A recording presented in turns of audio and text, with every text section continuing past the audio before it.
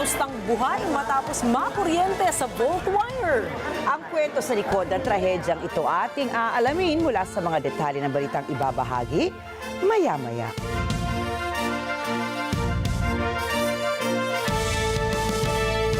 Magandang gabi. Ako po si Rikki Mathay. Ako si Rikki Alagao Flores. Ito ang mata ng Agila International. Para naman sa mga headlines ngayong araw ng Martes. Philippine Navy nilinaw na hindi sa China ang namataang warship sa Camarines Norte.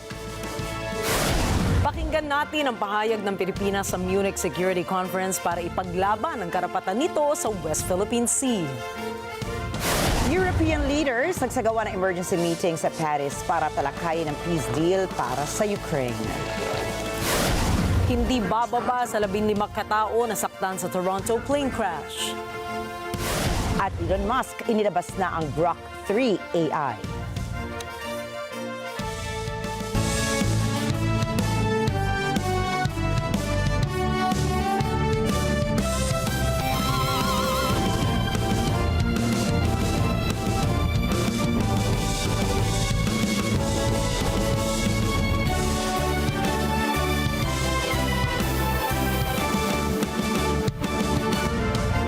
Nilinaw po ng Philippine Navy na hindi pagmamay-ari ng China ang namataang foreign warships malapit sa baybayin ng San Panganiban, Camarines Norte. Paliwanag ng Philippine Navy, ang mga nasabing barkong pandigma ay pagmamay-ari ng France, Estados Unidos at Japan. Anila, nagsagawa ng naval exercises ang United States Navy, Marine National at Japanese Maritime Self-Defense Force sa karagatan ng Pilipinas bilang bahagi ng Exercise Pacific Stellar 2025. Sinabi naman ng US Pacific Fleet na ang naturang naval drills ay para isulong ang malaya, bukas na Indo-Pacific space. Sa kabila nito ay nakaalerto ang Philippine Navy sa anumang mga kaganapan sa loob ng maritime seas ng Pilipinas para tiyakin ang kaligtasan at seguridad ng mga Pilipino. Sa isang roundtable discussion sa 61st Munich Security Conference ay matapang na ipinagtanggol ng Pilipinas ang karapatan nito sa West Philippine Sea o WPS. Sinabi ni Foreign Affairs Secretary Enrique Manalo na naninindigan ang Pilipinas sa pagtatanggol ng rules-based international order at rule of law, partikular na anya ang United Nations Convention on the Law of the Sea o UNCLOS. Pinaalalahanan ni Manalo ang mga dumalong world leaders sa conference na ang pagsunod sa international law ay ang pinakamahusay na paraan upang mabawasan ang mga tensyon. Sa tuwing nagsasagawaan niya ang Pilipinas ng anumang uri ng aktibidad sa loob ng Exclusive Economic Zone o EEZ nito na alinsunod naman sa definisyon ng UNCLOS, pakiramdam ng Pilipinas ay nakapaloob ito sa karapatan ng bansa. Subalit kapag ginagamit na ng ibang bansa ang mga domestic laws nito at inilalapat sa ilang mga lugar sa loob ng EEZ ng Pilipinas ay talagang lumilika ito ng uri ng tensyon na naranasan ng Pilipinas lalo na sa mga nakalipas na 2 taon. Ipinunto pa ni Manalo na ang paglabag ng China sa international law ang siyang ugat ng tensyon sa WPS. Subalit, nagmatigas pa rin si former Chinese Vice Foreign Minister Fu Ying.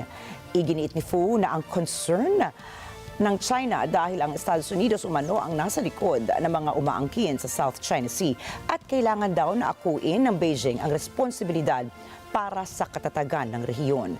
Binanggit niya na hindi maaaring sumang-ayon ng China na sakupin ng Pilipinas ang Second Thomas or Ayungin Shoal at ang Sabina o Escoda Shoal dahil ito raw ay isang paglabag sa Declaration on the Conduct of Parties in the South China Sea. Dagdag pa ng opisyal, ang hakbang ng Pilipinas na ilagay ang BRP Sierra Madre sa Ayungin Shoal ay isang uri ng kakulitan na hindi raw dapat hikayatin.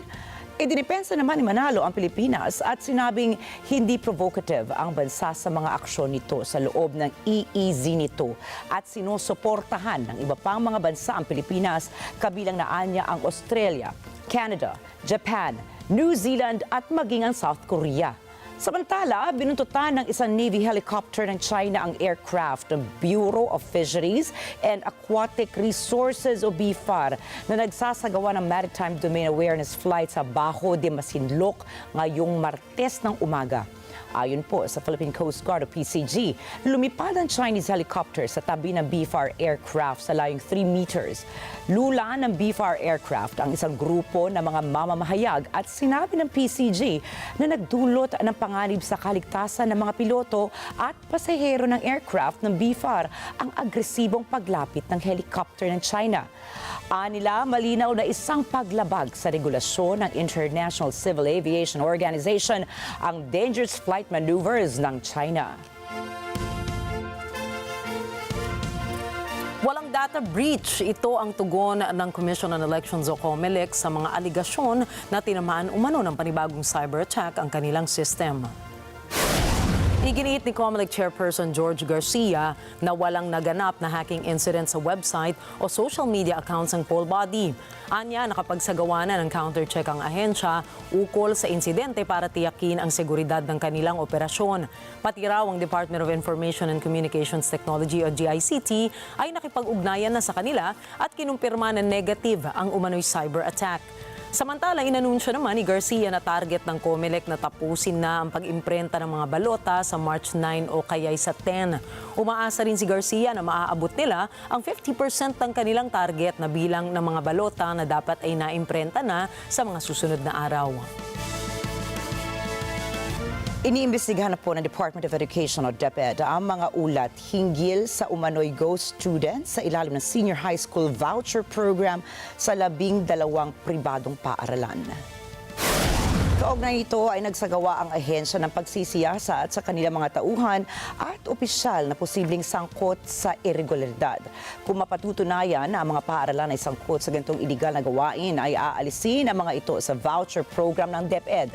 Pinag-aaralan na rin ng ahensya ang pagsasampa ng kasong kriminal sa mga taong nasa likod ng iligal na gawain para panagutin ang mga ito. Mariin namang ikinundina ni Education Secretary Sonny Angara ang ganitong krimen. Anya, hindi nila pinapayagan ang anumang maling paggamit ng public funds na nakalaan para sa mga mahahalagang education programs ng ahensya. Tiniyak naman ng DepEd sa publiko na tutulungan nila ang mga maaapektuhang estudyante dahil sa nasabing issue. Naglaan ang Department of Education o DepEd ng 1.8 billion pesos para sa mahigit 62,000 na mga laptops at smart TV packages na ipamamahagi sa mga paaralan sa buong Pilipinas. Ayon sa Education Department, layo ng inisyatiba na ito na mapabuti ang low teacher-to-laptop ratio sa bansa. Pinasalamatan naman ng Education Secretary Sonny Angara si Pangulong Ferdinand Marcos Jr. at ang kanyang kasamahan sa gabinete dahil sa tulong nila para makamit ang layunin ng pamahalaan na makapagtayo ng mga e-cart o roving computer labs na magagamit ng lahat ng mga estudyante. Anya, kasama rin dito ang mga software tools para suportahan ang mga guro sa kanilang pagtuturo. Null and void, walang bisa ang articles of impeachment na ipinasa ng Kamara sa Senado laban kay Vice President Sara Duterte. Yan po ang argumento ngayon ng ilang mga abogado na kumukestyon sa validity ng reklamong impeachment laban sa bise.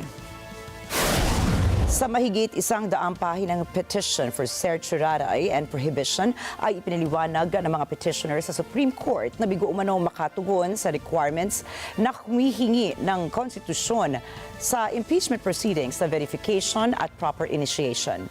Ang paglagdaan nila ng mga mambabatas na pumabor sa impeachment ay hindi nangangahulugan na may proper verification. There was only around 3 hours between 12 o'clock to 3:15 before it was included in the additional House business reference. And by that time, we feel and we have reasons to believe that some of the congressmen were not even able to peruse the complaint as well as assess the evidences attached in the impeachment complaint. Wala rin anilang transparency sa agenda ng House Caucus noong February 5 dahil hindi umano alam ng ibang kongresista na ang pag-uusapan ay ukol sa impeachment ni VP Sara. Naniniwala ang mga petitioners na minadali ng Kamara ang proseso ng impeachment katulad na lamang ng nangyari noon sa kaso ni late Chief Justice Renato Corona. What did they do? They fast track. No? We can even characterize it, to borrow the words of Justice Corona, blitzkrieg fashion.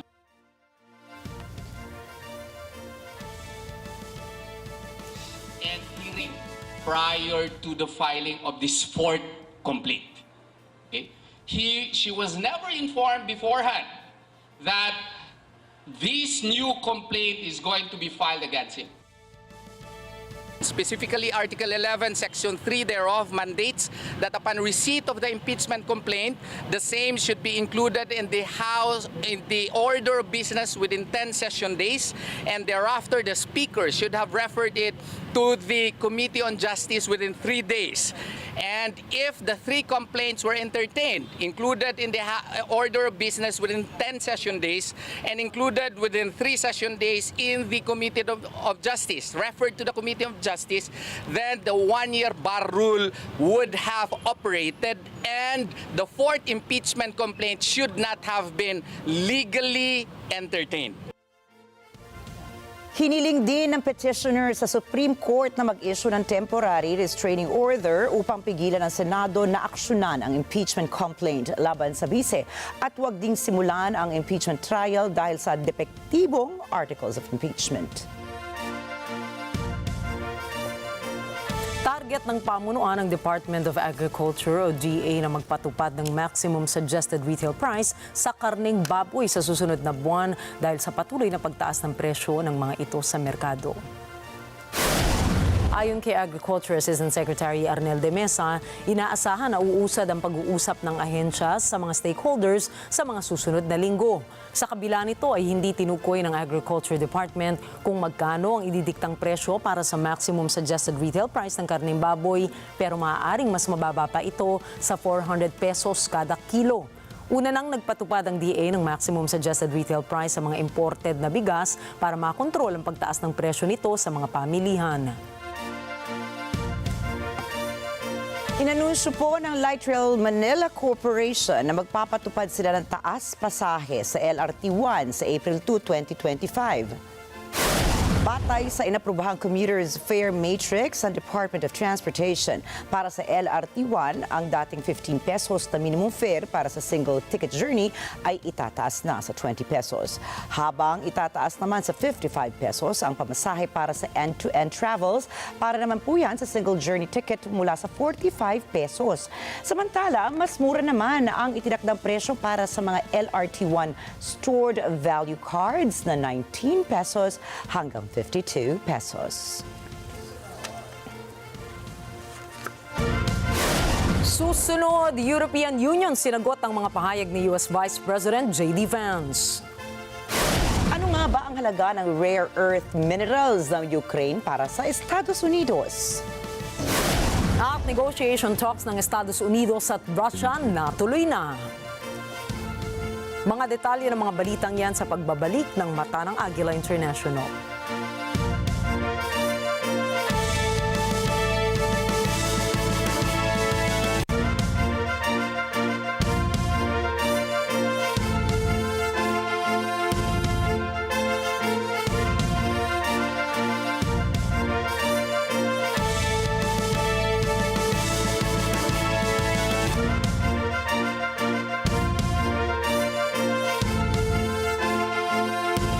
This portion is brought to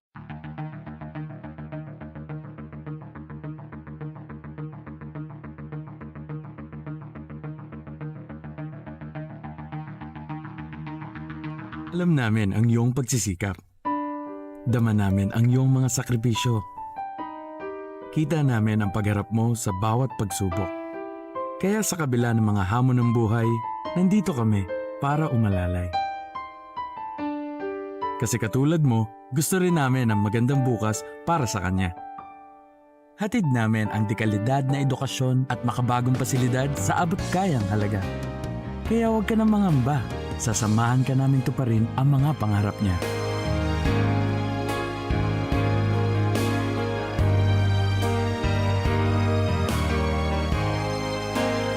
Maaasahan mong sulit dito ang mga pinagsikapan mo.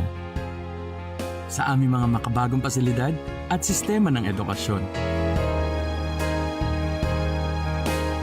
Mailalabas natin ang aking talino at mga kakayahan niya.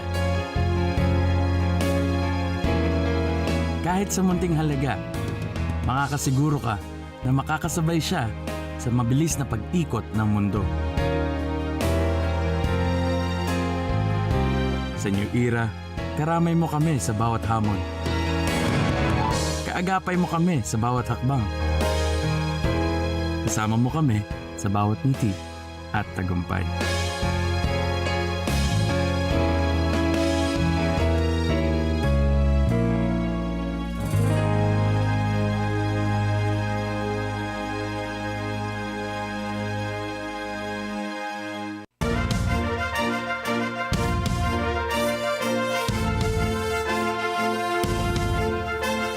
Sinabi ng Taiwan Defense Ministry na sinusuportahan nito ang kalayaan sa paglalayag ng mga demokratiko at palakaibigang mga bansa sa Taiwan Strait. Nagbabala rin ang Taipei sa Beijing sa patuloy na pagpapatrolya nito sa Taiwan Strait. Para sa Taipei, ginagamit lang itong dahilan ng China para paghandaan ang isang pagsalakay sa isla. Anilang isinagawang joint combat readiness patrols ng China sa Taiwan Strait pagkatapos na dumaan ang naval forces ng US at Canada ay panakot sa Taiwan at iba pang bansa sa rehiyon. 不管是有盟国家的基建通过台湾海峡当做一个借口，当做执行联合战备警巡的一个借口，我们认为这是说不通的。换句话说，我们从整体的台海的状况里面看得出来。所谓的联合战备警巡，基本上的目的就是对于我们来包含台湾、包含周边的国家来做一个威慑的动作。那它有它的政治目标。那么用所谓其他国家基建通过，这只是当做一个借口。我们不认为这是一个非常是它真正的一个原因。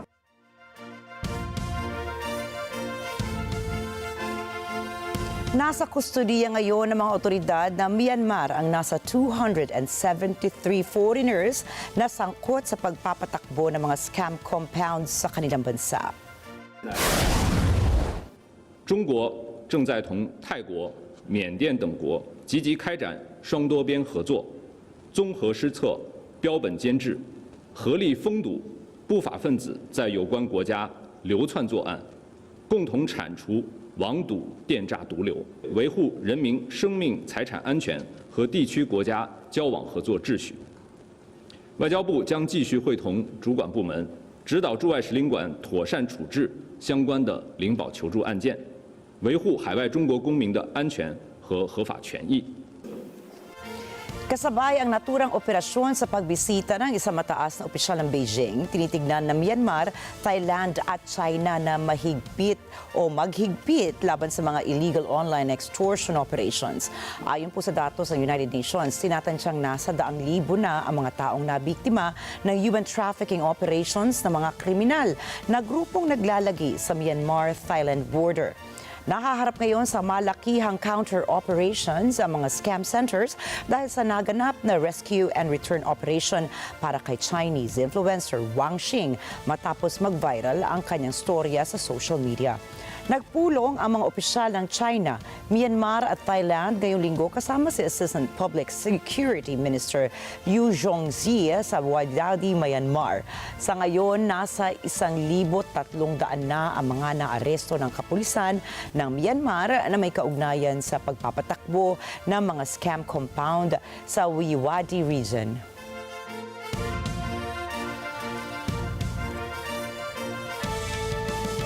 Binanata ng Foreign Ministry ng North Korea ang pangakong denuclearization ng Estados Unidos, South Korea at Japan. Matatandaan na nag-usap sina U.S. Secretary of State Marco Rubio, South Korean Foreign Minister Cho Tae-yul at Japanese Foreign Minister Iwaya Takeshi noong Sabado at sinabi na committed ang kani-kanilang bansa na pigilan ng North Korea sa paggawa ng mga nuclear weapons. Ayon sa Pyongyang, luma at walang katotohanan ang plano ng tatlong bansa at nagbabala rin ito sa pag-uudyok ng gulo sa Korean Peninsula. Iginiit ng North Korea na hanggat may pagbabanta ang US at mga kaalyadong bansa nito ay palalakasin ng Pyongyang ang kanilang nuclear force upang maipagtanggol ang kapayapaan at soberanya ng kanilang estado. Isang grupo ng mga senador ng Estados Unidos ang nagsabing kailangang kasama ang Ukraine at Europe sa anumang usapan ukol sa giyera sa Kyiv.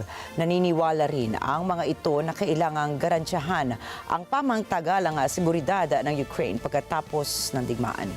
Anakwi po para sa balita. Sa araw ng Emergency European Summit sa Paris, bumisita sina US Senators Jeannie Shaheen, Tom Tillis at Michael Bennet sa Kyiv. Ito ay matapos ipahayag ng Administrasyong Trump na makikipag-usap ito sa Russia upang wakasan na ang giyera sa Ukraine. Ayon kina Colorado Senator Michael Bennet, New Hampshire Senator Jeannie Shaheen at North Carolina Senator Tom Tillis, walang magpagkakasunduan kundi isasali ang Ukraine sa usapan. I don't think we believe any just peace can be reached without the participation and leadership of Ukraine, without the participation of Europe, and I don't believe that any agreement can be done behind Ukraine's back. I think we all share that. It's important for Ukraine to be at the table. We heard that from President Zelensky as well at the Munich Security Conference. A bipartisan group in Congress that supports Ukraine and a positive resolution believe that we are not going to see any kind of negotiated end to this war unless there are security guarantees that people feel comfortable about. We saw what happened in 2014 when Russia came in and we weren't tough enough. Of course they have to be at the table. There are thousands of people who have given their lives to defend this country. Does anybody really believe that the United States would negotiate an agreement with a European nation that's done what they've done on the battlefield, that's suffered what they have, and not be at the table? Of course they will. And you'll see that in the coming weeks and months. Thank you. Ginulat ni Trump ang Ukraine at ang European allies nito noong nakaraang linggo. Ipinahayag kasi ni Trump na nakipag-usap ito kay Russian President Vladimir Putin ukol sa pagwawakas ng giyera, subalit hindi nito kinonsulta ang Ukraine ni ang mga kaalyado ng Kyiv sa Europa. Anakwi para sa mata ng Agila International, trusted, connected, on point. Nagsagawa ng emergency summit ang European leaders sa Paris para pag-usapan ang kapayapaan sa Ukraine. Für uns ist sehr klar, wir müssen die Ukraine weiter unterstützen und sie muss und kann sich auf uns verlassen, dass das der Fall sein wird. Wir begrüßen, dass es Gespräche gibt über Friedensentwicklung, aber für uns muss und ist klar sein und ist klar, das bedeutet nicht, dass es einen Diktatfrieden geben kann und dass die Ukraine akzeptieren muss, was ihr präsentiert wird. Insofern sind wir sehr eng abgestimmt mit dem ukrainischen Präsidenten und der Ukraine insgesamt, was diese Fragen betrifft. Ich habe selbst gesagt, Sinabi ni German Chancellor Olaf Scholz na mahalaga ang papel ng European Union, Estados Unidos at NATO sa tuluyang pagpapatigil ng kaguluhan sa Ukraine. Subalit hindi rin dapat tanggalin ang karapatan ng European leaders na mamagitan rin sa pag-uusap para matiyak na hindi na aatakihin ng Russia ang Ukraine. Klinaro naman ni Scholz na wala ang kahit anong bansa sa tamang posisyon na maging representante ng Ukraine sa peace talks, kundi ang Ukraine mismo. Tila pasaring sa pagpupumilit ng Estados Unidos na manduhan ang peace deal ng Ukraine at Russia. ich bin sogar ein wenig irritiert über diese Debatten, das will ich ganz offen sagen. Hier wird über die Köpfe der Ukraine hinweg über das Ergebnis von Friedensgesprächen, die nicht stattgefunden haben und mit denen die Ukraine nicht Ja gesagt hat und nicht am Tisch gesessen hat, über mögliche Varianten von Ergebnissen gesprochen. Das ist höchst unangemessen, um es ganz offen und ehrlich zu sagen. Wir wissen gar nicht, was das Ergebnis sein wird. Aus meiner Sicht werden ja viele unterschiedliche Dinge diskutiert, von internationalen Friedenstruppen bis zu sonstigen Dingen. Und für mich ist ganz klar, dass das deshalb eine unpassende Debatte zur falschen Zeit und über das falsche Thema ist. Wir sind noch nicht beim Frieden, sondern mitten in einem brutal von Russland vorgetragenen Krieg, der ohne Rücksicht weiter vorangetrieben wird. Es ist doch der ukrainische.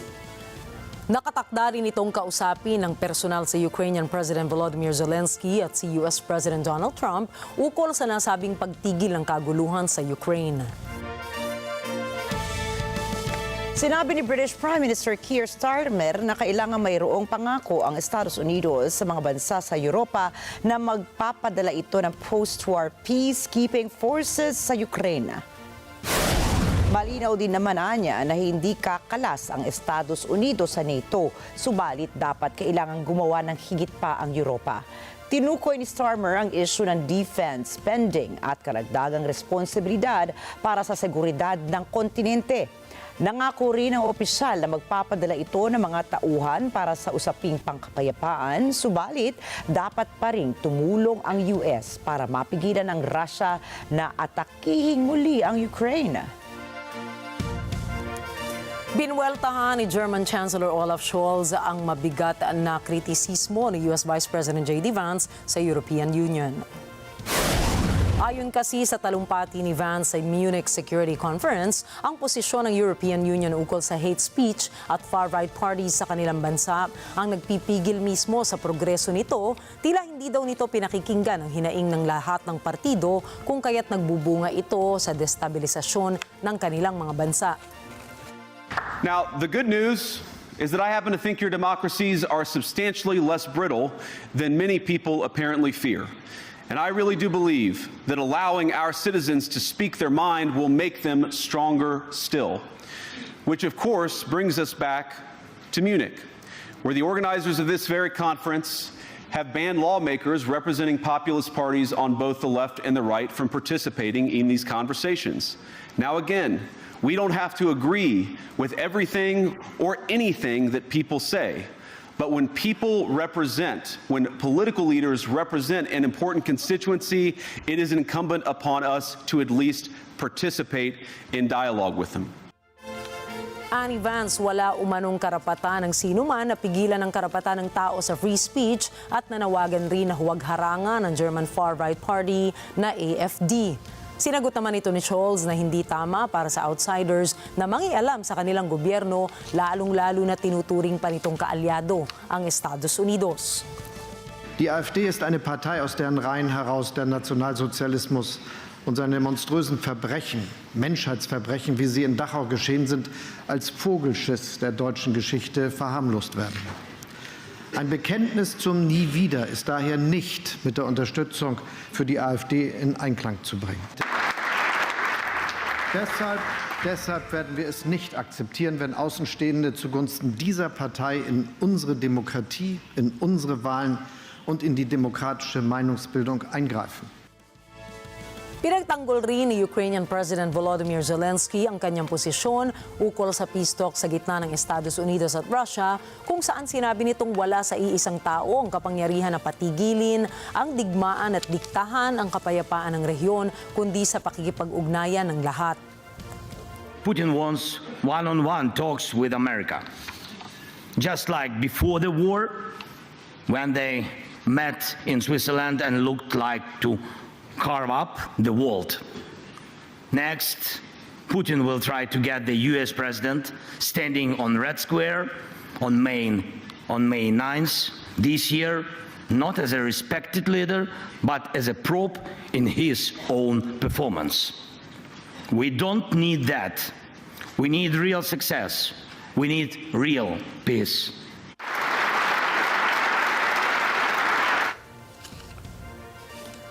Shortage of fighting forces. And if this war ends the wrong way, he will have a surplus of battle-tested soldiers who know nothing but killing and looting.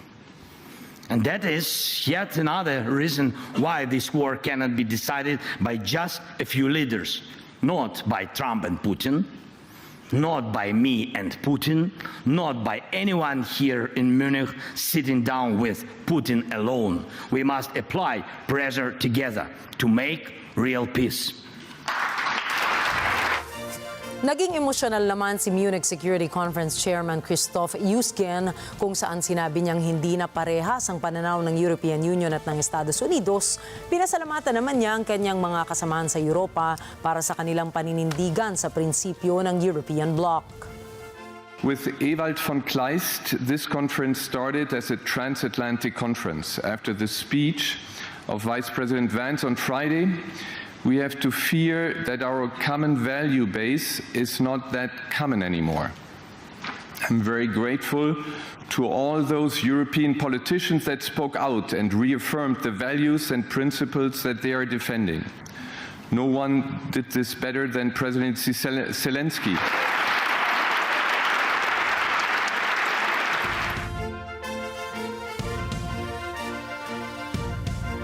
Para naman suportahan ang Kyiv ay nagpasaring si US President Donald Trump kay Ukrainian President Volodymyr Zelensky na dapat suplayan nito ng rare earth deposits ang Estados Unidos.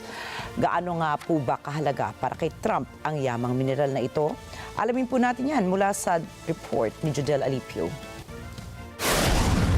Mahalaga ang rare earth deposits sa paggawa ng mga high-performance magnets, electric motors, at consumer electronics.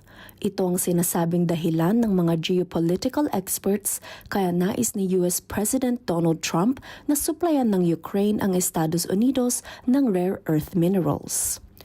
Kung sakaling pumayag si Ukrainian President Volodymyr Zelensky sa kagustuhan ni Trump, ay unti-unti na rin anilang mapuputol ang pagiging dependent ng US sa China pagdating sa rare earth deposits.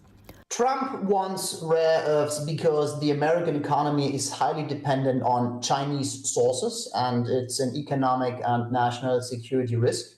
So, reason number one. Reason number two is that there are not so many American companies who are able to mine and produce rare earths within the US. Reason number two. And reason number three is that, there is Ukraine and we have these commodities right there. And in order to avoid that the Chinese will take over Ukrainian rare earths commodities and build up potential mines there, it's an option for the Americans. And reason number four is to make the Ukrainians pay for the American military support. So there you see a couple of reasons why Trump wants them, but again, we have to wait. What does it really mean on the ground?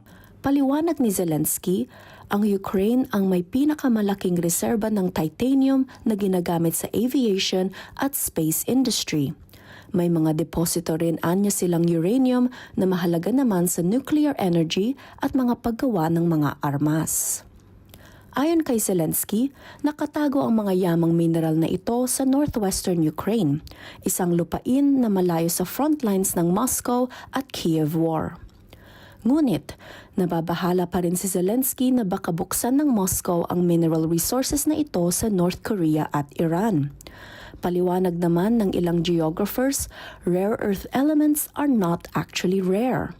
Dahil noong 1700s ay alam na ng mga scientifico ang tungkol dito. Gayunman ay critical ito sa maraming industriya dahil puro ito at mahirap paghiwalayin. Because the term rare earth elements refers to 17 chemically similar elements that are one right next to the other on the periodic table, that means they're actually very difficult to break apart, to separate. So that you can have a higher concentration pure form of praseodymium or neodymium, for example, which are two elements that are used in high-powered magnets that are used in everything from maglev trains to wind turbines to missiles. So it's really because of the challenges, the heavy energy and resource and pollution risks that are associated with refining rare earth elements that production has concentrated historically in so few places. Naniniwala tuloy ang ibang political scientists na ang pagiging mayaman ng Greenland sa rare earth deposits ang siya ring dahilan kung bakit nais ni Trump na maging teritoryo ng Estados Unidos ang Greenland. We know so far that Greenland is also very rich, but still mining hasn't started because the government in Greenland is very hesitant about this and sees not only economic potentials, but also risks for their environment there. But it's a similar discussion like in Ukraine, but without war. Main question is who will be first to get access and mine these critical elements, especially rare earths, also uranium and a couple of other elements. Judel Nicole Alipio from London, United Kingdom para sa mata ng Agila International. Trusted, connected, on point. Nagsimula na ngayong Miyerkules ang pagpupulong ng opisyal ng Estados Unidos sa Russia ukol sa pagtapos ng Russia-Ukraine war. Inaasahang mapag-uusapan ng dalawang bansa ang kanilang mga magagawa para makapaglimbag ng kasunduang magtatapos sa Russia-Ukraine war at magbubuhay sa relasyon ng Russia at Estados Unidos. Kasama sa naturang dialogo ang delegasyon ng Russia na kasama si Foreign Minister Sergey Lavrov at ang mga representante ng Estados Unidos na pamumunuan naman ni Secretary of State Marco Rubio. Inakusahan naman ni Lavrov ang European Union na may kagustuhang magtuloy pa rin ang giyera dahil sa pansariling interes. Касается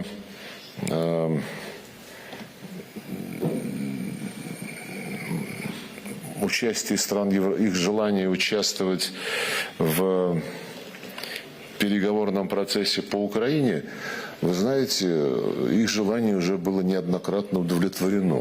Философия-то у европейцев никуда не делась, поэтому я не знаю, что им делать за переговорным столом. Если они будут вот так выцыганивать какие-то лукавые идеи про заморозку конфликта, а сами по обычаю, по своему и по своему нраву и привычкам будут иметь в виду продолжение войны, то зачем их туда приглашать?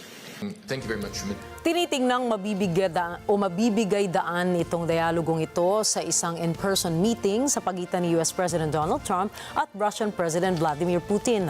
Ayon naman sa Ukraine, hindi na imbitahan sa naturang negosyasyon, walang peace deal na magaganap nang wala nilang pahintulot. Україна не братиме, Україна про це нічого не знала.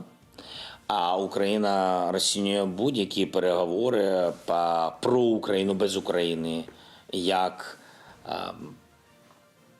які не мають результату, і ми не можемо визнавати будь-які речі або будь-які домовленості про нас без нас. І ми не будемо такі домовленості визнавати. Питання ж не в тому, що просто забрати ресурс. Тобто питання в тому, що ти інвестуєш, щоб з цього ресурсу щось було. Ми не країна сировини. І мені здається, що цей момент, що ми не країна сировини, він повинен чітко бути відображений в документі. Збільшення.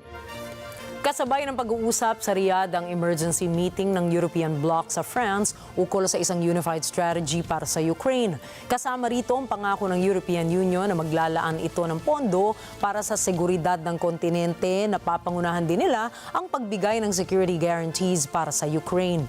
Ikinagulat ng Europa sa biglaang pagtulak ni Trump para sa agarang usapin tungkol sa Russia-Ukraine war. Samantala, sinabi ni US President Donald Trump na nagsagawa ng isang precision airstrike ang US military laban sa isang miyembro ng Al-Qaeda sa Syria. Binati ni Trump si CENTCOM Commander General Michael Kurilla sa tagumpay nito. Nangako naman si Kurilla na patuloy na ipagtatanggol ng US military ang mga Estados Unidos at mga kaalyado nito laban sa mga kalaban.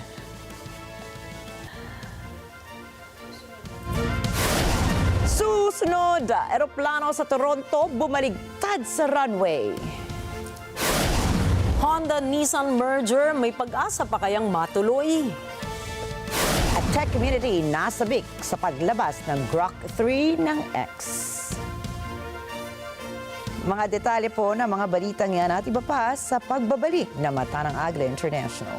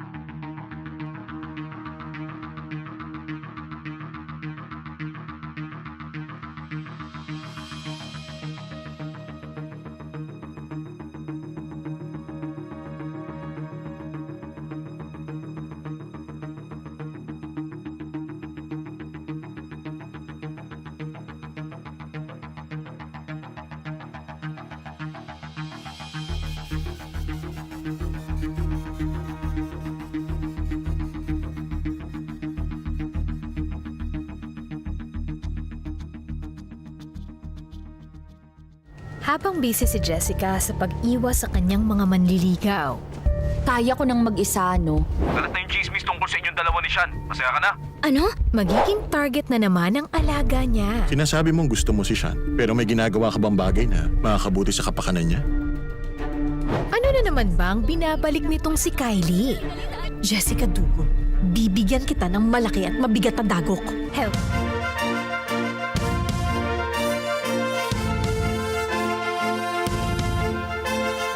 Hindi bababa sa 15 katao ang dinala sa ospital matapos tumaob ang isang Delta Airlines plane na may lulang 80 katao habang naglalanding ito sa Toronto Pearson International Airport. Ayon po sa mga opisyal, walang namatay na mag-crash ang eroplano bandang alas 3:30 Lunes ng hapon. Ang eroplano ay mula sa Minneapolis. Mula naman po sa Toronto, narito si Chantal Santos para sa karagdagang mga detalye. Ang lahat ng nakasakay sa eroplano ay nag-survive. Tumaob naman ang eroplano habang naglalanding ito at sakay ng regional jet ang 76 na pasahero at 4 na crew. Pero lahat sila ay accounted for. Sa 15 nasaktan, 3 ang nasa kritikal na kalagayan at isa sa mga ito ay isang bata. Samantala, isinara naman ng mga opisyal ang airport's runways ng may 1 oras at kalahati. Pero tumulong ang mga emergency workers na patakasin ng mga pasahero mula sa eroplano habang ang mga bombero naman ay nagsimulang patayin ng apoy. Naglakad din ang survivor sa tarmac na balot ng snow at sa oras ng crash, sinasabing malakas ang ihip ng hangin at matindi ang lamig ng temperatura. Naglunsad din kaagad ng investigasyon ang Transportation Safety Board of Canada. Chantal Santos, Toronto, Canada, para sa Mata ng Agila International. Trusted, connected, on point. Balik sa inyo dyan sa studio.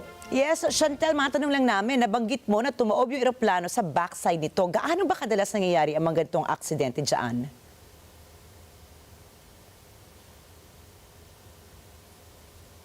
Tumaob nga ang eroplano at ayon sa mga eksperto, ang ganitong klaseng aksidente ay hindi nga pangkaraniwan, no? Lalo na sa Canadian Aviation. Sa ngayon, hindi pa mawari kung paano nangyari ang ganitong pagtaob ng eroplano na sinasabi daw mahirap gawin ng sadya o ng hindi sinasadya. Balik sa inyo dyan. Maraming salamat sa iyo, Chantal Santos, nag-uulat mula sa Toronto, Canada. Patay naman ang nasa 31 katao matapos mahulog ang isang bus sa bangin sa Bolivia. Ayon sa ulat ng pulisya, pinaniniwala ang nawala ng kontrol ang driver sa minamaneho nitong bus. Napag-alaman din nila na mabilis ang pagpapatakbo ng driver sa sasakyan nito. Nakaligtas naman ang nasa 14 katao at kasalukuyang nagpapagaling ang mga ito sa ospital. Nahulog naman po ang isang pampasaherong bus sa isang malaking drain sa India matapos itong sumalpok sa isang truck. Ayon sa lokal na ulat, patay ang 5 pasahero nito habang nasa 26 na iba pa ang nakaligtas naman mula sa trahedya. Batay sa inisyal na investigasyon ng pulisya, nawala ng kontrol ang driver ng bus matapos ang pagsalpok nito sa truck. Dito na ito tuluyang nahulog sa drain. At dahil po dito ay isinara ang kahabaan ng Kotkapura Road para sa retrieval operation sa nahulog na bus. Inabisuhan na rin ng mga otoridad ang publiko na sundin ang alternatibong mga rutang kanilang itinakda para sa mga motorista. Pasintabi po sa mga kumakain dyan kung meron man dahil natustang buhay ang isang lalaki sa India matapos tumalon ito mula sa footbridge at tumama sa kawad ng kuryente sa Patna Junction. Dahil rito ay panik ang mga taong nakasaksi sa kalunos-lunos na kalagayang sinapit ng lalaki. Buti na lamang ay mga staff na nakabantay sa platform para ma-crowd control ang mga tao sa lugar.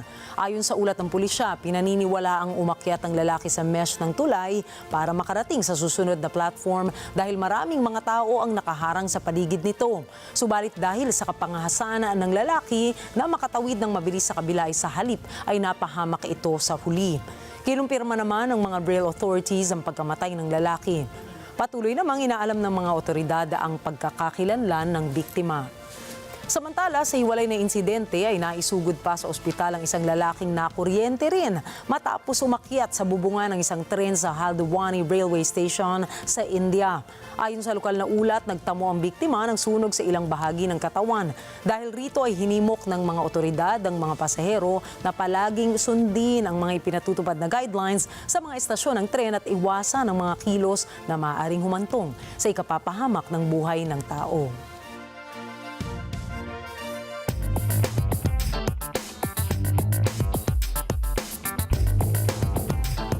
Hinahanda na ng British government ang mga estratehiya nito upang maibsan ang epekto ng Trump tariff sa steel and aluminum industry nito. Si Eva Cunanan para sa detalye. Inihayag ng British Department for Business and Trade na humihingi ito ng feedback ng publiko para sa magiging estratehiya ng United Kingdom na naglalayon na mapanatili ang global competitiveness ng British steel sector. Ito'y sa gitna ng mga hamon na haharapin ng bansa laban sa mga taripang ipinataw ni Trump sa pag-import ng bakal. Umaray na nga ang mga industrial association na UK Steel sa nasabing taripa dahil ito'y anila isang suntok na magpapabagsak sa £400 million na annual contribution ng steel industry sa transatlantic trade. Una nang ibinalita na may mutual interest ang Britain at ang Estados Unidos upang magkaroon ng exemption ang Britain mula sa Trump tariffs. Sinabi ni US President Donald Trump na maaaring mag-alok ang Britain ng very specialized steel and aluminum exports gaya ng submarine casings na ginawa sa Sheffield. Samantala, may mga ulat na handa ang British government na magpondo ng £2 billion sa domestic steel industry para hikayatin ang mga proyektong infrastruktura na unahin ang British-made steel. Eva Cunanan from London, United Kingdom para sa mata ng Agila International, trusted, connected, on point. Naniniwala ang ilang business analysts na maaari pang mabuhay ang merger talks ng Honda at Nissan. Yan ay kung magbibitiw sa pwesto bilang Nissan boss si Chief Makoto Uchida. Ayon sa ilang media sources, nabigo ang $60 billion deal ng dalawang automakers dahil ayaw ng Nissan na maging subsidiary ito ng Honda. Nais ng Honda na magkaroon ng bagong boss ang Nissan na may mas kayang pamahalaan ang internal opposition sa anumang negosasyon. Nauna nang sinabi ni Uchida na mananatili siya sa Nissan hanggang sa taong 2026. Subalit, may mga bali-balitang pinepressure ng mga board members at ang French partner nito na Renault, si Uchida na bumaba na sa pwesto. May mga informal business negotiations na rin daw ang dalawang automakers dahil mukhang mahina na ang Nissan kung hindi mangyayari ang merger deal.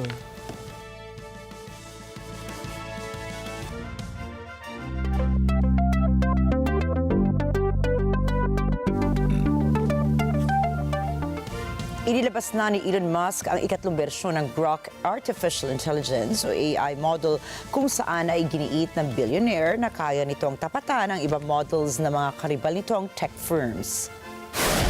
Ayon sa team ni Musk, may kakayahan ang Grok 3 na magsagawa ng tinatawag na deep search. Ito anya ang nagsisilbing next generation search engine model. Higit pa rito, kumpiyansa si Musk na kayang i-outperform ng Grok 3 ang ibang models kung pag-uusapan ang reasoning capabilities. Inihayag naman ng XAI na gumagamit ito ng Colossus supercomputer para i-train ang Grok 3. Anila, naging susi sa matagumpay na development ng Grok ang nasa higit 100,000 advanced NVIDIA GPUs na nakalaan para rito. Sa ngayon po, available ang Grok 3 sa mga Premium X subscribers.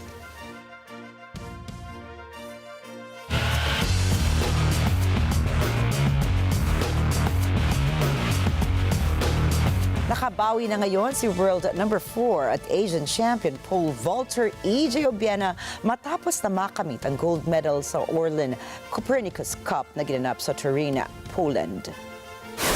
Naitala ng two-time Olympian ang 5.80-meter clearance para manguna sa siyam na mga kalahok. Nasa pangalawang pwesto ang pambato ng Poland na si Piotr Silisek na nagtala lamang ng 5.70 meters. Habang nasa pangatlong pwesto si Sondre Gutorsmen ng Norway. Ito na ang pangalawang gintong medalya na nakuha ni Obiena na una na ay sa Metz Athleter sa France noong nakaraang buwan. Tila pagbangon din itong maituturing dahil sa nagtapos lamang siya sa pang-7 pwesto sa mga 8 manlalaro sa staff indoor tournaments na ginanap naman sa Düsseldorf, Germany. Muli na namang nakabasag ng world record si Ugandan runner Jacob Kiplimo. Tinapos kasi ng 24 anyos na mananakbo ang Barcelona Half Marathon. Siya lamang ang unang tao na nakatapos ng nasabing distansya nang wala pang 57 minutes. Umabot sa 56 minutes and 42 seconds ang kabuang oras nito na mas mabilis ng 48 seconds sa dating world record. Unang nakakuha ng nasabing record kasi ay si Yomif Keyelcha ng Ethiopia na mayroong 57 minutes and 30 seconds na record. Magpapahinga muna ngayon si Kiplimo dahil pinaghahandaan ang London Marathon na gaganapin naman sa buwan ng Abril.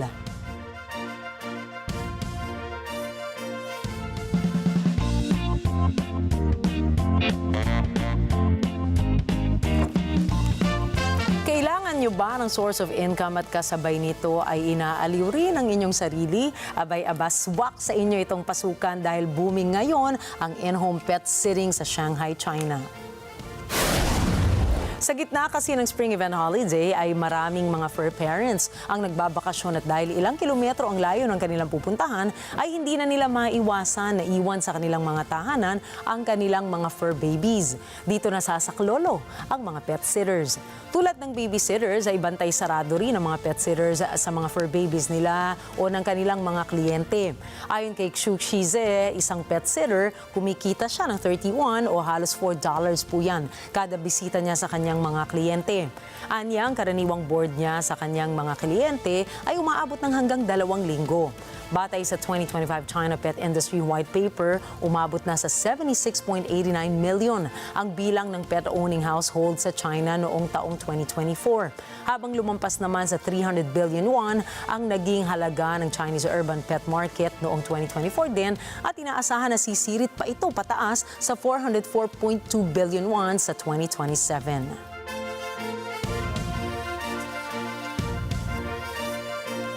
At dahil nga po Northern Light season ngayon ay may hatid kami mga tips and guides para sa mga Aurora Borealis enthusiasts na bibisita naman sa Harstad, Norway. Ang Northern Lights ay karaniwang matatanaw tuwing mid-September hanggang early April, subalit kahit panahon ito ng kanilang paglabas ay hindi basta-basta mahahanap ito sa Norway. Ayon sa mga eksperto, malaki ang tsansa na matunghayan ang makulay na ilaw na ito sa Hinoya. Anila, mababa ang level ng light pollution sa lugar kaya madaling makikita ang kulay green, purple and pink na streak sa papawirin. Pinapayuhan din ang mga gustong manood nito na magdala ng sariling tents, ilang mga camping tools at maiinom na hot chocolate drink para ma-enjoy ang napakagandang view.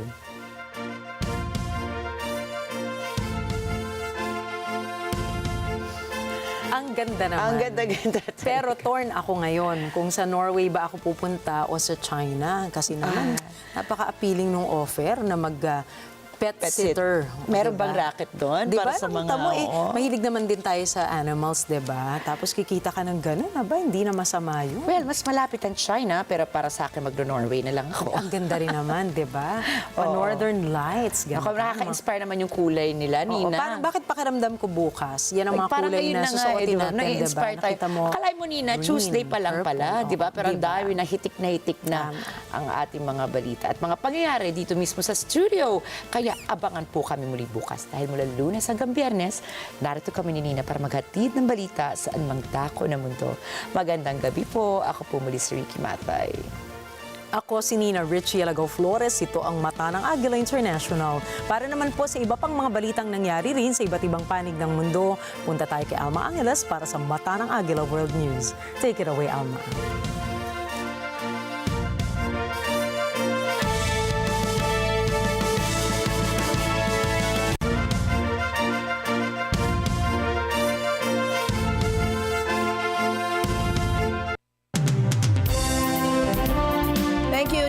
good evening, everyone. I'm Alma Angeles for Net25 World News. On tonight's headlines, 80 passengers survived the terrifying upside-down landing in Toronto.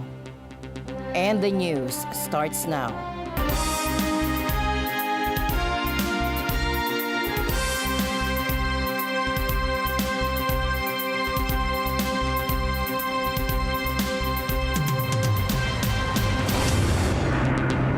A Delta passenger jet has crashed while landing in Toronto. Take a look at this shocking image of the plane upside down at the runway at Pearson International Airport. Now, the airport confirms that everyone on board is accounted for, and luckily there were no fatalities. However, several people have been injured. Yolanda Aspiras is reporting from Toronto. Everyone aboard the aircraft survived. The plane flipped on its backside upon landing. The regional jet carried 76 passengers and 4 crew. All have been accounted for. So the facts of the matter around this event that happened at approximately 2:30 p.m. is Delta Airlines Flight 4819 from Minneapolis to Toronto, operated by subsidiary Endeavour Air, was involved in a single aircraft accident upon landing at Toronto Pearson. The plane was carrying 4 crew and 76 passengers, among them 22 Canadians. The other passengers were multinational. Airport emergency workers mounted a textbook response, reaching the site within minutes and quickly evacuating the passengers. Again, there were no fatalities. 17 injured passengers were quickly taken to local area hospitals. At this time, we do not know of any of those passengers having critical injuries. Of the 15 people injured, 3 are in critical condition. One of the critically injured is a child. Officials closed the airport's runways for about an hour and a half after the crash. But I found that you were getting constant sayings on the intercom saying that there's a delay, etc. But everything seemed to be very normal. Right, so we're off to Fort Lauderdale at 4:55, but we've been delayed only a half an hour so far. When I was grabbing lunch, I hear people at the table behind me saying there was an accident at Pearson. What? And then someone at the end of the bar said, yeah, the plane flipped over. I'm like, what?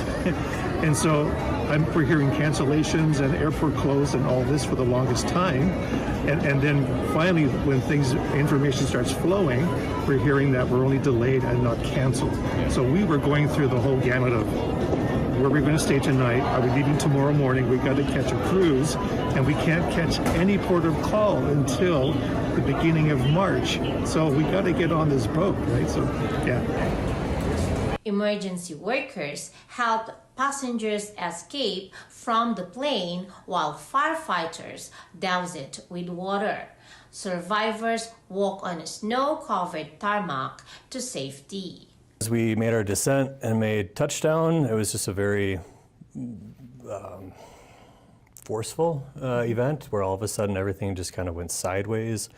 And then next thing I know is kind of a blink and I'm upside down, still strapped in, turned around, but it sounded, I mean, it was just cement and metal, you know. I think there was paramedic of help move, and then as a father, I saw this boy and mom who were just, you know, everyone seemed, not oddly calm, but everyone seemed like they were there to make sure we helped each other and, you know, moved out of harm's way. The airport had been dealing with high winds and frigid temperatures at the time of the crash.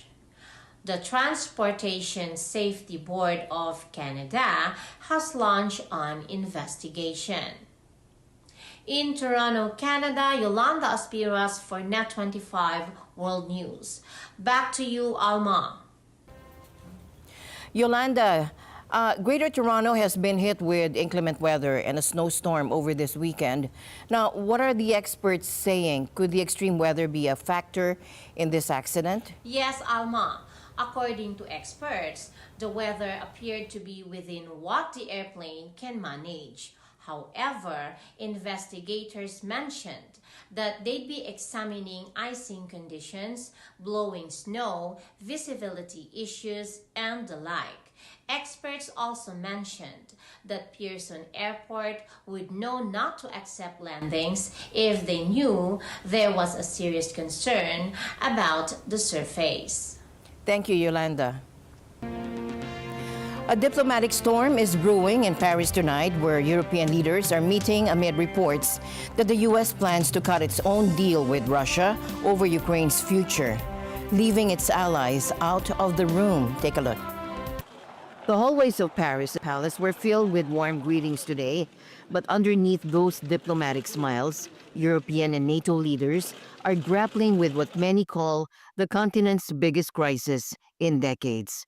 Britain's Prime Minister Keir Starmer didn't mince words. At stake is not just the future of Ukraine, it is an existential question for Europe as a whole. What's causing this anxiety? The Trump administration's latest move, direct negotiations with Russia over Ukraine's future without European or Ukrainian leaders at the table. Security expert Dr. David Blagden from the University of Exeter sees two possible scenarios. You know, an optimistic take is to say, yeah, sure, you know, the Americans are perfectly welcome to conduct bilateral diplomacy with whoever they want to, and they always have done. And if they see value in cooperating with the Russians on certain matters, as they have done throughout the course of the war, not always in the forefront, but in the background, continuing to keep diplomacy going, then fine. That's the sort of perhaps glass half full read on what's going on. But I think in particular there will be some very significant alarm in European capitals about what might be discussed with regards to the security of their continent, their home region. But there's a darker possibility that has European leaders on edge. Here's Dr. Blagden again. One sort of potentially really bad outcome for European capitals is to discover that the Americans have basically put them on the hook for attempting to do some sort of peacekeeping mission in Ukraine or whatever without their say-so, effectively sort of presenting them with a fait accompli type scenario where they either then have to fulfill or deliver on what the Americans have said they'll do, or end up then having to kind of say, no, we won't do that, and some sort of agreement over Ukraine collapses in acrimony, and the Americans can point at the Europeans and say, well, this is all your fault, you wouldn't deliver. Russia's Foreign Minister Sergei Lavrov has already taken aim at Europe's role. The European philosophy has not gone anywhere, so I don't know what can they do at the negotiation table. If they continue scheming some tricky ideas on freezing the conflict while themselves, per usual, as they like and usually do, just mean continue the war, why invite them there? Meanwhile, Secretary of State Marco Rubio has landed in Saudi Arabia, where the first round of talks with the Russian delegation begins today. Dr. Blagden suggests Europe might have a way forward. The Europeans could just decide to exercise more strategic autonomy. If they were willing to spend more on their own defense, they wouldn't have to be so dependent on the US position. The European alarm and the sort of European dilemma is largely a product of, many decades of accumulated sort of free riding, choosing to or preferring to get spend on domestic goods, sort of welfare, sort of other aspects of the domestic economy rather than defense. While Europe has already surpassed the U.S. in both military and humanitarian aid to Ukraine by billions of dollars, it's the Ukrainian people who continue to pay the ultimate price. European leaders meeting in Paris for emergency talks called for higher spending to ramp up the continent's defense capabilities. But they remain split on the idea of deploying peacekeepers to Ukraine to back up any peace deal. French President Emmanuel Macron called the Monday meeting after U.S. President Donald Trump arranged bilateral peace talks with Russia, excluding European allies and Ukraine. Thomas I. Likeness for more. There seems to be a general consensus that more money has to be spent beefing up European defense forces. The division comes on whether to take things a step further and put troops on the ground in Ukraine. UK Prime Minister Keir Starmer says Europe has to do more to help Ukraine in its war with Russia, and he adds he would have no problem with Britain taking part in future peacekeeping efforts. Europe must play its role, and I'm prepared to consider committing British forces on the ground alongside others if there is a lasting peace agreement. But there must be a US backstop, because a US security guarantee is the only way to effectively deter Russia from attacking Ukraine again. But Starmer's push for peacekeepers has drawn opposition. German Chancellor Olaf Scholz says talk of a German peacekeeping mission in Ukraine is highly inappropriate without any peace deal in hand.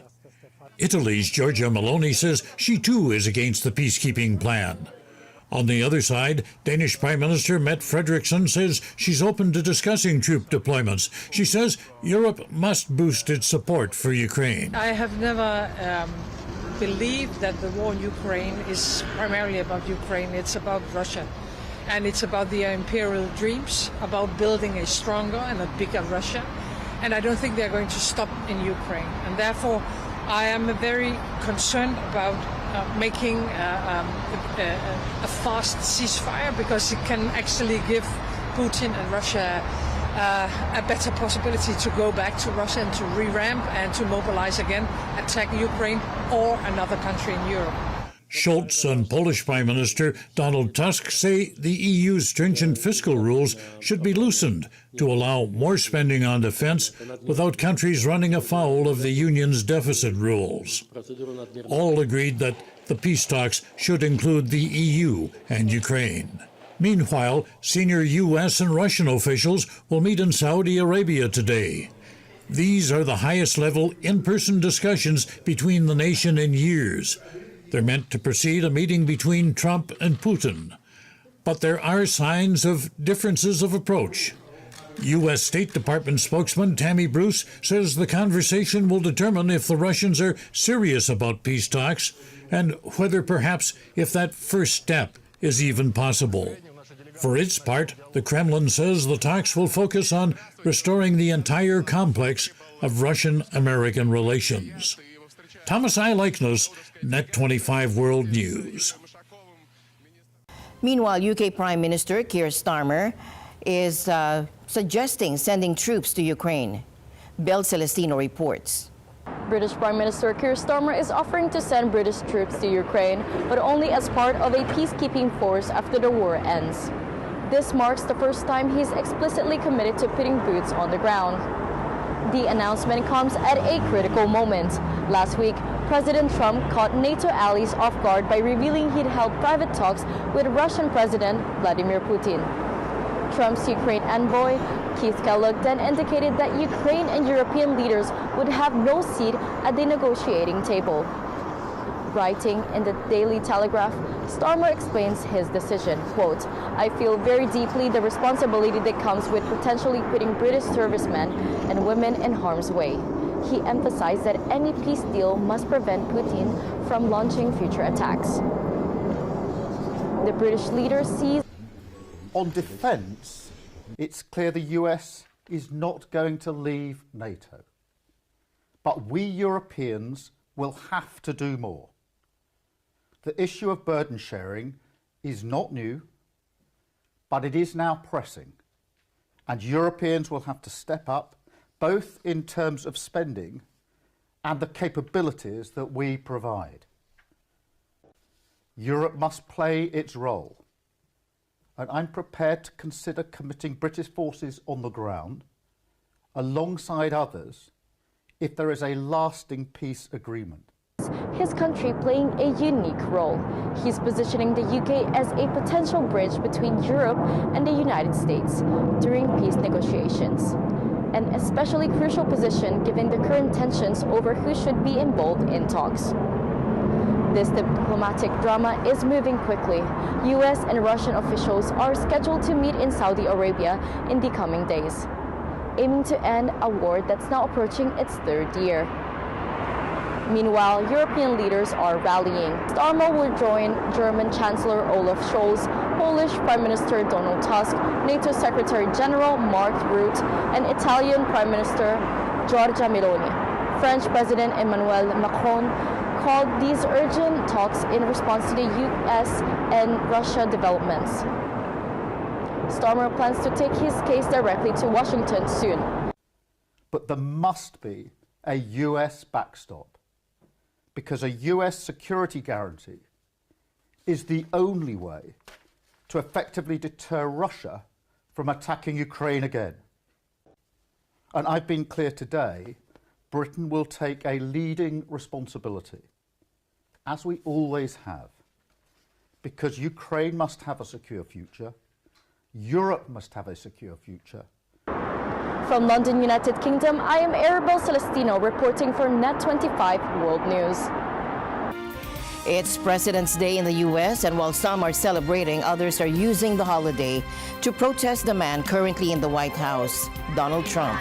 And thousands have gathered in Washington, D.C., rallying against what they see as his efforts to weaken government agencies and consolidate power. Trump, however, insists he's simply saving the country. In a recent social media post, he echoed Napoleon Bonaparte, writing, "He who saves his country does not violate any law." It's a worldview that legal experts say is on shaky constitutional ground as Trump pushes the limits of presidential power. It's meant for political reasons, to kind of show the base, hey, I hear you, and I'm trying to do what you want me to do. But that's independent from the law. And the fact that the president does not make it legal. In our system of government, the fact that any government official does something does not make what they do legal. The Constitution is what makes it legal. Now in office, Trump is taking steps that many see as using the justice system to reward allies and punish critics. One of his first moves, pardoning the rioters who stormed the U.S. Capitol 4 years ago, including those convicted of assaulting police officers. FBI agents who worked on the January 6 rioters cases, are you planning to fire the FBI agents who worked on those investigations? No, but I'll fire some of them because some of them were corrupt. I have no doubt about that. I got to know a lot about that business, that world. I got to know a lot about that world, that we had some corrupt agents, and those people are gone, or they will be gone, and it'll be done quickly and very surgically. His Justice Department has also dropped charges against New York City Mayor Eric Adams. A federal prosecutor in that case resigned, calling it a quid pro quo for Adams' cooperation on Trump administration priorities. And it doesn't stop there. Trump's Justice Department has asked for lists of FBI agents who investigated him and dismissed prosecutors involved in those cases. But his biggest challenge yet may come from courts. Judges have already blocked his executive order on federal spending, including cuts to food assistance for seniors. The administration has pushed back hard. J.D. Vance, his vice president, said on X, judges aren't allowed to control the executive's legitimate power. We believe that the injunctions that have been issued by these judges have no basis in the law and have no grounds, and we will, again, as the president. And one major case over Trump's power to fire officials is already before the Supreme Court. With a conservative supermajority, including 3 justices Trump himself appointed, many expect a ruling in his favor. But what happens if the court rules against him? Experts warn that enforcing a ruling could be difficult. One enforcement mechanism is to cite the president for contempt of court, which is enforced by U.S. Marshals who work for him. So we assume they'll be fired or they'll stand down because he's told them to. The only other enforcement mechanism is impeachment, which is not going to happen because Republicans control the House and the Senate.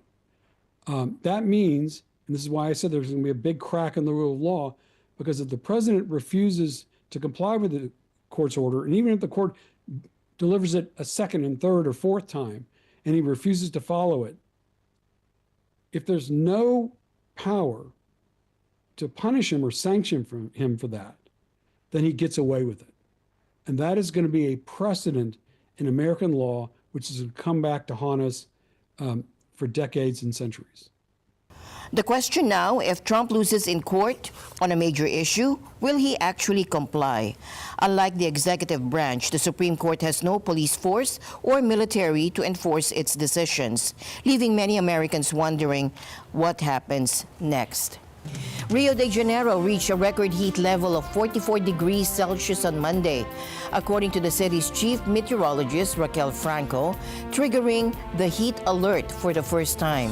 Garitiba hit 44 degrees or 111 degrees Fahrenheit today, setting a record for both February and since Alert Rio started in 2014.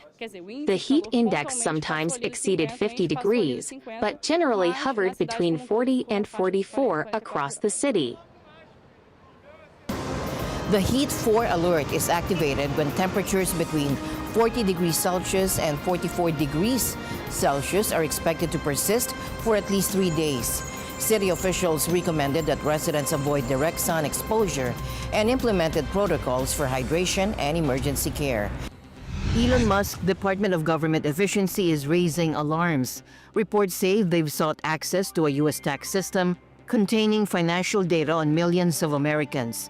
And so far, officials haven't granted the request, but the concern is growing. In the Middle East, Lebanon is worried Israel won't fully withdraw its forces by the agreed deadline. Lebanese officials are demanding Israel's complete pullout by today. Israeli troops had already missed a previous January cutoff under a fragile ceasefire with Hezbollah. And in Southeast Asia, Myanmar has detained 273 foreigners in a crackdown on scam compounds along its border with Thailand. These sites, long linked to human trafficking, have forced thousands into illegal online scams.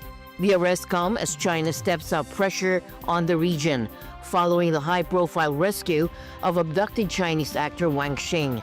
Officials from China, Myanmar, and Thailand have now met to coordinate efforts against transnational fraud.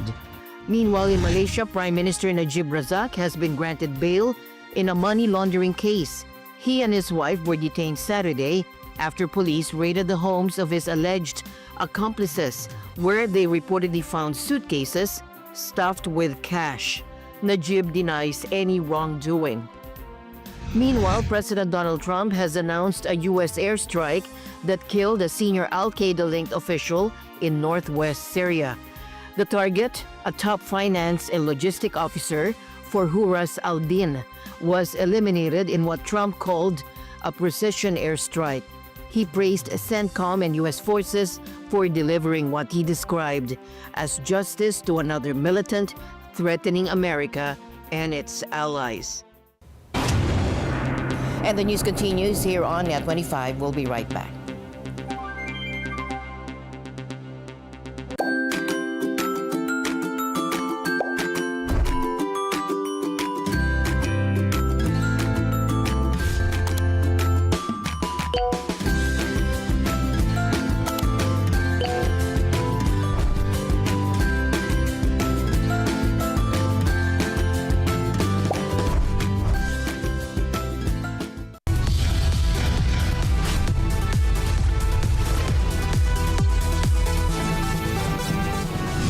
Kasulukuyang henerasyon, marami na ang nag-viral. Dahil po yan sa kanilang ginagawang pagtulong sa kapwa. Pero mas marami ang tumutulong kahit walang nakakakita. Kaya naman kung ikaw ay may kilala na grupo o individual na may natatanging pagresponde sa lipunan at maging sa kalikasan, mag-text lamang sa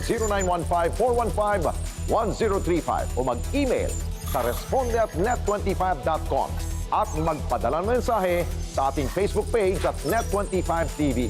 Baka kayo na ang susunod nating Certified Key Responder. Let's net together sa Net25. Sa Net25. And finally, in our news, the Church of Christ keeps growing. And with that comes more places to gather in faith. In Johnsonville, Connecticut, a newly renovated house of worship has been dedicated, bringing inspiration and renewed strength to its members. Take a look. Building houses of worship has long defined the Iglesia Ni Cristo Church of Christ as beacons of hope. This mission continues in Johnsonville, a once abandoned town now revived by the church. Through ongoing outreach and key developments, its transformation moves forward. Now, Johnsonville stands as home to one of the newest houses of worship of the Church of Christ, a testament to God's work remaining unhindered.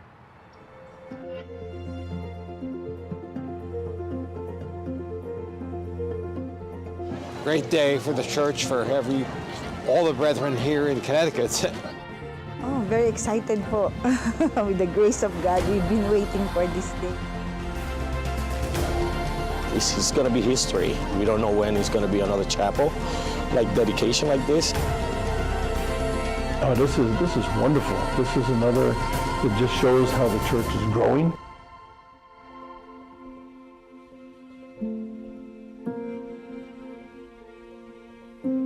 This is a celebration of history in the making. An old chapel in Johnsonville, once part of an abandoned village, has been restored and dedicated as a new house of worship. It is part of the Church of Christ's mission to build houses of worship for God's glory. As one of the newest, it has brought members from across the Northeast together in gratitude.